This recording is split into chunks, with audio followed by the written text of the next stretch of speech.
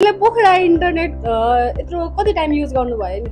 5-10 वर्ष पहिलाबाट रेगुलर छ। यो पोखरा इन्टरनेट जोडेको चाहिँ हामीले 5 वर्ष भन्दा धेरै नै भयो होला। 4-5 वर्ष जति भयो। मैले विगत करिब 6 वर्ष जति भयो पोखरा नेट चलाउन थालेको।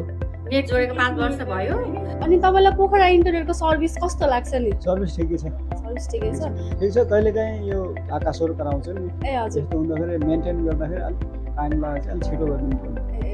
मैले सुविधाहरू पोखरा इन्टरनेटबाट धेरै नै पाइरहेको छु। कुनै पनि समस्या परेको जस्तो लागेको छैन। लागेको बेलामा फोन गर्छु, फोन गर्दा मैले यहाँ रेस्पोन्स पनि राम्रै गरेको पाइएको छ र तुरुन्तै चाहिँ मर्मत कार्यहरू भइरहेको चाहिँ जानकारी गराउँछु। यसबाट अब हामीले राम्रै सेवा दिइरहेका छौँ।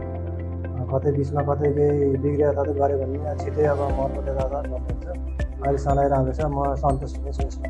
राम्रो छ, यो नेट चल्छ, अनि केही हो नि बित्तिकै आइहाल्नुहुन्छ बनाउन।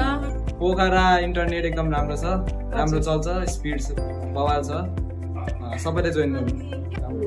हजुरलाई धन्यवाद।